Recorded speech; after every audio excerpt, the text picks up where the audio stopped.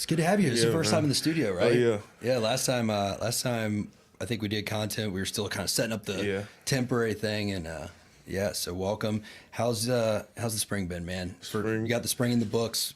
Looking back, how you feeling? I feel good. Learned a lot.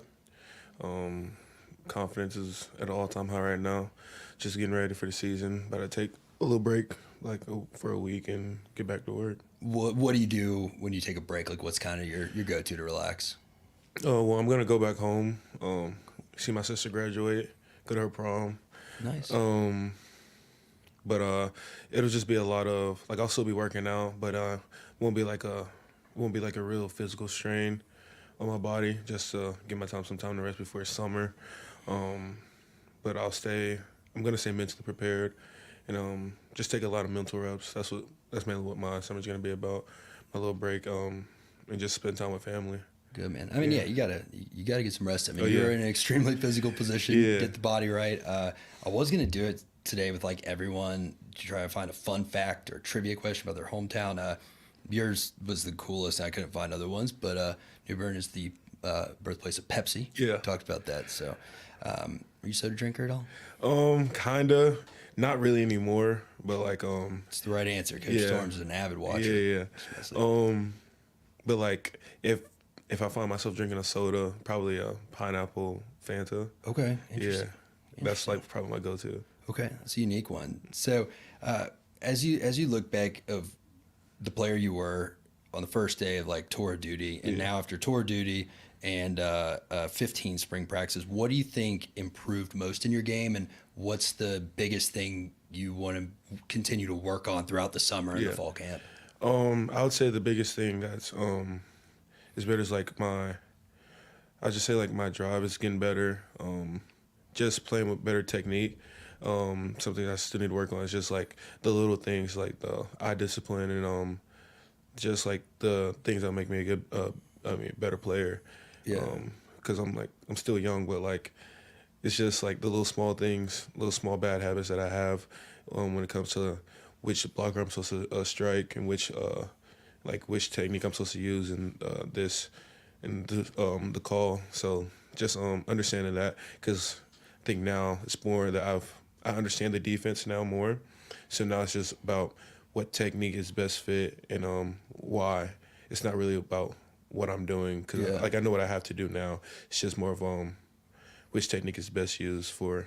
And interesting, because we kind of just talked to Lucas about that. He was talking about his pass sets, but he's talking about get the fundamentals down for step one, and then that's when you can start building layers on top. Do you have a go-to pass rush move that's kind of your favorite yet? Yeah, right now it's probably a club swim, club rip. If I have to do power, probably just bull snatch. It's just basically depending on who I'm going against, and what keys I know they have, and just from watching film, I don't know what I'm able to do depending on who I'm going against. Awesome, man. So, folks, again, questions, throw them in the chat. Taste Fungus wants to know, how does it feel having a guy like Braden Fisk speak so highly of you? When he was talking about the young guys, you're one of the names that comes up, and he's obviously going to be a huge name this weekend. Yeah, I was actually Fisk being back, I got to talk to him a couple of times, and even when he was here, he just always kept me under his wing, and I just watched him a lot. But I actually just texted him yesterday. I was I appreciate it, because we have a lot of guys on the team that he could have said, and he decided to say to me about it, and he just kept bringing my name up in interviews, and he was just go prove me right. So that's something. That's just something else. Keep me motivated. That becomes part of my why now. Well, yeah, man. I mean, it's true. Folks don't endorse people that they think are gonna make them regret doing it. And you're a name that just keeps circulating. Yourself, Aaron Hester, a few younger D-line guys, but I think when folks look at last year's room, there's always some natural question of all right, not only do we have some of the best D-linemen in the nation, we had the deepest in the nation, right? And how are we going to replace so many guys? Now, obviously, some transfers have come in, Sione, Tomey, Grady, but, hearing just the development of you, that gets people really excited. And does it change, your mindset at all? Or are you able to kind of block all that noise out? Or how does the did you deal with the public perception? I don't honestly. I rarely see it. If I'm being honest, I don't really care that much about what the public says, because I mean, really, all that matters is what I know, and then what my coaches want me to do, and how I know who I am as a player. So, I mean, it's good to see it every now and then, but it doesn't really bother me that much, good or bad, because it'll change. Yeah, it changes from time to time. So I mean, folks are mercurial, but except for all the great battles and supporters out there, obviously we love y'all. Very sane, rational fan base, as is everyone in the Florida State internet sphere. Love you guys so much. Roll Tribe NC, a fellow North Carolinian. Carolina, but that's how you say it. KJ, what would be a better feeling, a sack for a safety or a scoop and score? Probably a scoop and score. Okay. Probably a scoop and score. I don't know. A sack. A sack's a sack. Yeah, I'm sorry. It's a sack. You gotta celebrate. Like, let's say you get a sack in the end zone for a safety. Like, what's the celebration that's gonna come out? I'll probably just go crazy. I don't even know. Like, it would just probably be in the moment, honestly. Yeah. Like, I don't really have like a celebration that like I know I'm gonna do. It's just like whatever feels right in the moment. I feel like. I love it. It's probably good you don't like choreograph too. You know, if you bust out a full choreography, we'd be like, what have you been working on? Yeah, right. Hannah asks if you could play against any other team of your choice, who would you choose? So I guess what team do you get most excited to play during the year? It might just be because, like, besides Florida and Miami, anytime I get to go back home, to North Carolina, especially like playing any North Carolina school, it's fun because I mean, I have a lot of guys that grew up playing with and playing against, and so it's fun to go see them and play against them and beat them. Did you have any like fandom for any of the North Carolina schools growing up when you were a kid?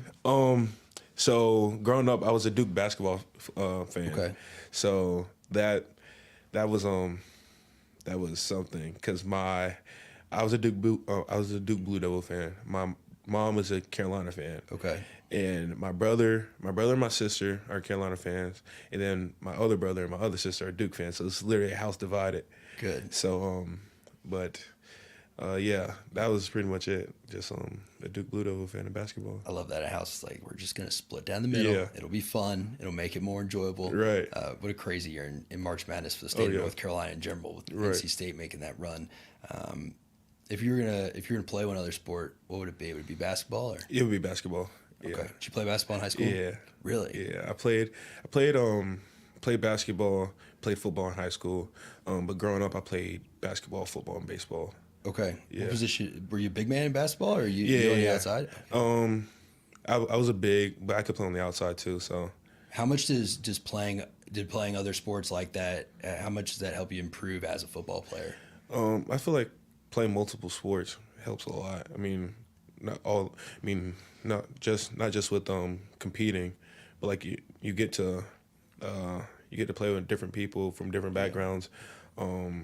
As far as sports goes, I think basketball helped me a lot translate to football. Same thing with baseball. I mean, baseball has a lot of hand-eye coordination, so like you use the same thing in football, and then basketball and football it's not that much different when it comes to footwork. So just like the little things that people may not think about, I think that's with the sports are. That's impressive, man. Yeah. I mean, again, you're what 310-ish? 300, yeah.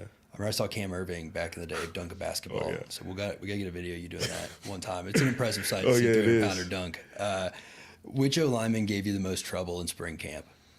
In the spring, definitely Ferg. Okay. Yeah, me and Ferg, we battle a lot. And it's fun. I mean, like we compete when we're on the field, but like as soon as like we're off, I mean, we both talk about like how we could get better with what our technique or what gave it away, how we were able to win each rep. So I mean, just getting able to go against Ferg and the whole O-line really, it helps a lot because I mean, Darius is like probably the other one too. He's like my locker mate, like he's right across from me. So like we're talking all the time about like what I could do better and like we just give each other tools, and it's fun. It's fun going against those guys. I mean, you have guys that you can compete against that can make you better. I mean, so then still kind of have that friendship, right? Oh, yeah. So you're not just like, oh, we're competing, you know, we're divided, right? You know, that's awesome. See, who on the D-line side has been, I guess, maybe your biggest mentor, or you know, kind of that figure for you this spring? This spring has definitely been, I would definitely say Daryl and Josh, and Daniel. Those three, they're crazy, but like they know what Coach Odell is like, and so like sometimes where I don't really understand like what he's talking about, like they break it down for me, and like it makes it easier, you know. Helps me through practices sometimes, honestly. Yeah. Because I'm not gonna lie, Odell was on me hard this spring, which I knew coming into spring, but just still like having to go through it, it's crazy. But definitely those three guys, they helped me a lot. Yeah. And look, I mean, again, Odell is, to quote Josh Farmer, the best defensive line coach in the nation, and you know, him being hard on you is probably a good thing. You know, it's going to be interesting to have this conversation again in a year, 2 years. And you know, when you're the older guy mentoring down, you're like, all right, I've learned how to translate Odell for the younger guys, you know. But again, having him be hard on you just speaks to your development. What we should expect to see. Juju asks, who's your top 3 basketball trio from the team? Yeah.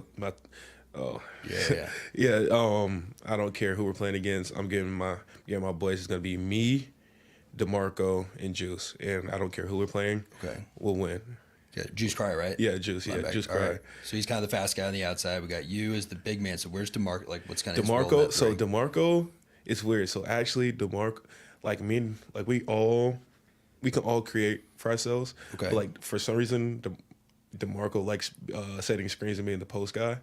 So we let him do it, and like we just play off each other, and like the guys know, like we've had some basketball games, and my squads came out on top a couple times. So really, so that was the fastest answer. I mean, last fall, you know, that was one of our rolling TikTok questions, right? It was like, and that was the fastest answer I've heard. You were like, I got my squad. We've played. We got the whiteboard out. We're ready to roll.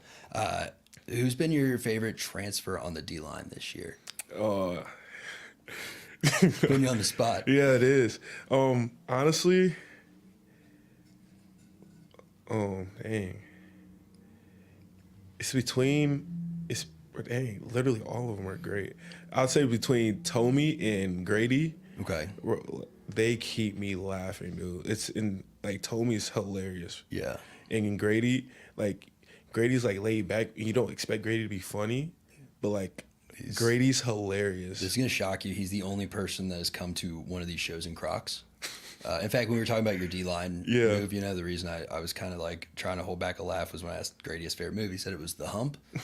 So all I could think about is like, it doesn't matter if it's a family show, but no, he's a funny dude. What, you know, when you get guys who come from other organizations and come in, they've done things a little differently. They bring their own skill set.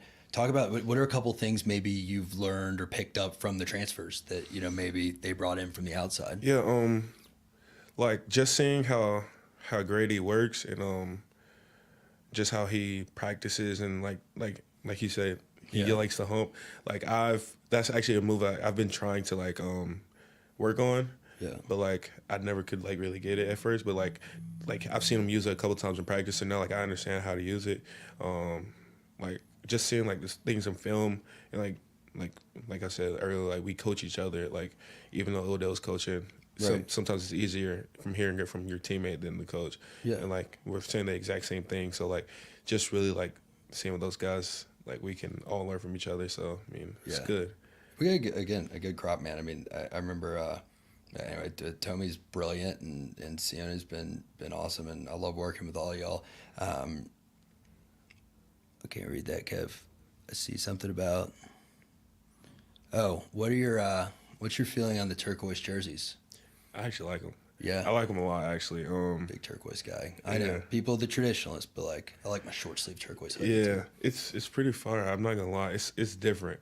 Yeah. I think, me personally, I think it looks best with the gold pants. Okay. I think so, but either way, I think it's pretty fire. Yeah, with the garnets, and I don't know. When I saw it this weekend, I was like, I think it was almost used perfectly. Like I loved it as a QB jersey. Yeah. I was like, that's a great like use of it. Right. There's good contrast, but yeah, I think you'd almost have to do either the gold or the white. Throw on the white helmet, like this bad boy right here, or I guess the one to the full size one. But anyway, folks, I'm gonna let KJ get out of here. He's been a great sport with our questions. Again, man, it's awesome to talk to you in these environments and see kind of your star rising as in real time, right? That's the beauty of getting to do this. Like we don't have to wait until you become the next like Josh Farmer or Darryl Jackson. We're going to talk to you now, and we'll get to see what you can show everybody this fall. So thanks for coming by, man. Yes, sir. Appreciate it.